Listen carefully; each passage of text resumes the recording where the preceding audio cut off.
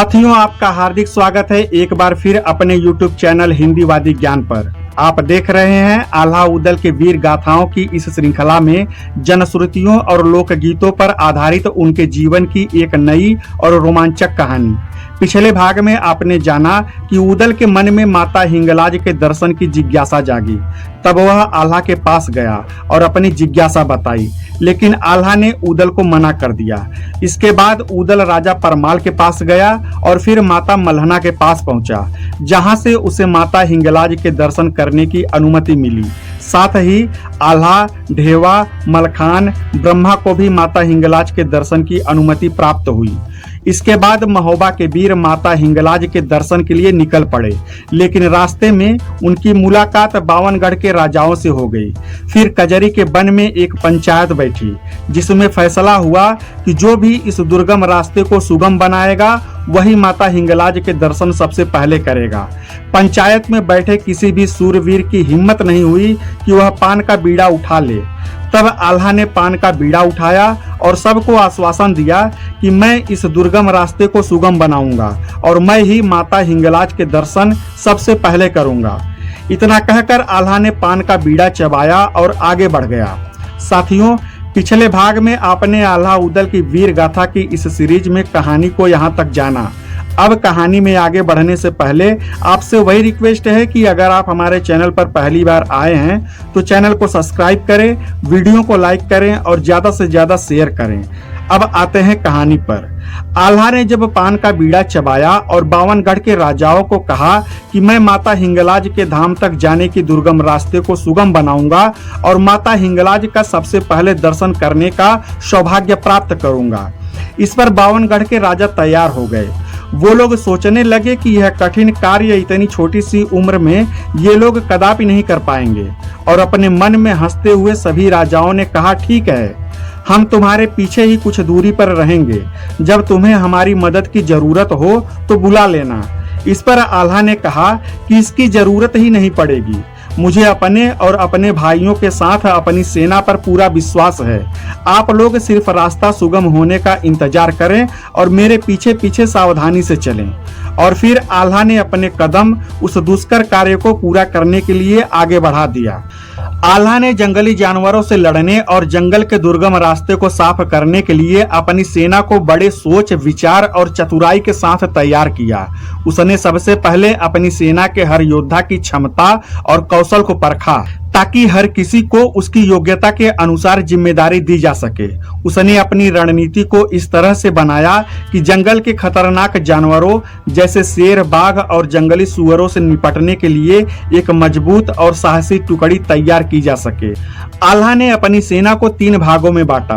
पहला भाग उन निपुण धनुर्धरों का था जो दूर से ही तीरों की बौछार कर जंगली जानवरों को नियंत्रित कर सकते थे। दूसरा भाग भालों और तलवारों से लैस उन वीरों का था जो नजदीकी लड़ाई में माहिर थे और जानवरों पर सीधा हमला कर सकते थे। तीसरा भाग उन चतुर सैनिकों का था जो जंगल के रास्ते को साफ करने के लिए पेड़ों को काटने और कांटों को हटाकर मार्ग को सुगम बनाने में निपुण थे। इसके अलावा आल्हा ने यह भी सुनिश्चित किया कि उसकी सेना के पास पर्याप्त भोजन, पानी और औषधियां हो, ताकि जंगल की कठिन परिस्थितियों में भी वे अपनी शक्ति बनाए रख सकें। उसने अपने सैनिकों को प्रेरित करने के लिए उन्हें माता हिंगलाज के दर्शन का पवित्र लक्ष्य याद दिलाया और कहा, हमारा यह प्रयास न केवल हमारी वीरता का प्रमाण है, बल्कि माता के प्रति हमारी भक्ति का भी प्रतीक है। इस सोची समझी रणनीति के साथ आल्हा ने अपनी सेना को इस तरह सजाया कि वे जंगल के हर खतरे का सामना करने और रास्ते को सुगम बनाने के लिए पूरी तरह तैयार हो जाएं। आल्हा के रणनीति और रण कौशल को देखकर बावनगढ़ के राजा हैरान हो गए। वो सोचने लगे कि इतनी कम उम्र में इतनी सूझबूझ इसके अंदर कैसे आ सकती है। इधर जब आल्हा अपने सैनिकों के साथ जंगल में प्रवेश किया तो सबसे पहले वे एक घने जंगल में पहुंचे, जहां विशालकाय हाथियों का बसेरा था। चारों ओर ऊंचे ऊंचे पेड़, कांटेदार झाड़ियां और उलझी हुई लताएं थी, जो रास्ते को और भी दुर्गम बना रही थी। आल्हा के सैनिक सावधानी पूर्वक आगे बढ़ रहे थे। कुछ सैनिक अपने तेज धार वाले हथियारों से कटीली झाड़ियों को काट रहे थे, तो कुछ पेड़ों की डालियों को हटाकर रास्ते को साफ कर रहे थे। हर कदम पर वे सतर्क थे। क्योंकि जंगल का माहौल रहस्यमयी और खतरनाक था। आल्हा ने अपनी सेना को पहले ही हिदायत दी थी कि वे एक दूसरे से दूरी न बनाएं और हर संभावित खतरे के लिए तैयार रहें। जैसे ही वे जंगल के गहरे हिस्से में पहुंचे, अचानक हल्की सरसराहट की आवाज सुनाई दी। पहले तो यह आवाज हवा में पत्तियों के हिलने जैसी लगी, लेकिन धीरे धीरे यह तेज होती गई। सैनिकों ने अपने कदम रोककर चारों ओर नजर दौड़ाई। कुछ ही पलों में वह सरसराहट एक भयानक गर्जना में बदल गई। पेड़ हिलने लगे, जमीन कांपने लगी और अचानक जंगल से हाथियों का एक विशाल झुंड निकलकर सामने आ गया। ये हाथी गुस्से से भरे हुए थे। उनके विशाल दांत और सूंड हवा में लहरा रहे थे और उनकी चिघाड़ से पूरा जंगल गूंज उठा। सैनिकों के लिए यह एक अप्रत्याशित हमला था, लेकिन आल्हा ने तुरंत अपनी सेना को संभाला और युद्ध की तैयारी का आदेश दिया। आल्हा, उदल, ढेवा और मलखान ने बिना देर किए अपने हथियार संभाले और सैनिकों के साथ मिलकर हाथियों का मुकाबला शुरू कर दिया। आल्हा ने अपनी तलवार से एक हाथी पर जोरदार प्रहार किया, जबकि उदल ने अपने भाले से एक अन्य हाथी को निशाना बनाया। ढेवा और मलखान ने भी अपनी पूरी ताकत झोंक दी और सैनिकों को प्रोत्साहित करते हुए आगे बढ़े। धनुर्धरों ने तीरों की बौछार शुरू कर दी, जिससे कुछ हाथी घायल होकर पीछे हटने लगे। यह युद्ध बेहद भीषण था। हाथियों की ताकत और सैनिकों की वीरता का सीधा टकराव था। कुछ सैनिकों को हाथियों के हमले से चोटें भी आई, लेकिन आल्हा और उसके साथियों ने हिम्मत नहीं हारी। लंबी लड़ाई के बाद आल्हा और उसके वीरों की बहादुरी रंग लाई। कई हाथी घायल हो गए, कुछ मारे गए और बाकी डरकर जंगल की गहराई में भाग गए। हाथियों के झुंड के पीछे हटते ही जंगल में फिर से शांति छा गई, लेकिन रास्ते पर खून और उखड़े हुए पेड़ इस युद्ध की कहानी बयां कर रहे थे। आल्हा ने अपने सैनिकों की हौसला अफजाई की और कहा, यह पहली चुनौती थी जिसे हमने पार कर लिया। माता हिंगलाज के दर्शन का मार्ग अभी लंबा है, हमें और मजबूत होना पड़ेगा। इसके बाद वे फिर से रास्ता साफ करने और आगे बढ़ने में जुट गए। आल्हा की पहली सफलता से ही बावनगढ़ के राजाओं में खलबली मच गई। उन लोगों को अपनी आंखों पर भरोसा ही नहीं हो रहा था, क्योंकि उनके सामने एक असंभव कार्य को महोबा के वीरों ने संभव कर दिखाया था। आल्हा ने हाथियों के जंगल को अपनी वीरता और रणनीति से पार कर लिया था और अब वह अपने सैनिकों के साथ एक नए और भी खतरनाक क्षेत्र सिंगों के जंगल में प्रवेश कर गया था। यह जंगल घना और रहस्यमयी था, जहां हर पेड़ के पीछे खतरा छिपा हुआ लगता था। सूरज की किरणें पेड़ों की घनी छाया में मुश्किल से जमीन पर पहुंच पाती थी, जिससे माहौल और भी गहन और डरावना हो गया था। आल्हा अपने सैनिकों को लगातार सतर्क रहने की हिदायत दे रहा था। वे धीरे धीरे सावधानी पूर्वक आगे बढ़ रहे थे, अपने हथियारों को तैयार रखते हुए और हर छोटी बड़ी आवाज पर नजर रखते हुए।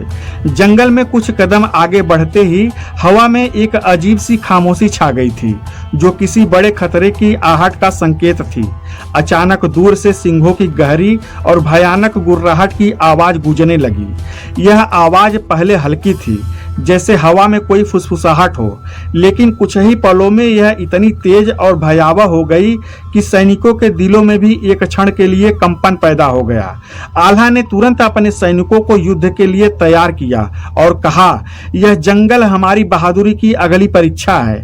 डर को दिल में जगह मत दो, हमारा लक्ष्य माता हिंगलाज के दर्शन हैं। तभी झाड़ियों के पीछे से कई विशालकाय सिंह बाहर निकल आए।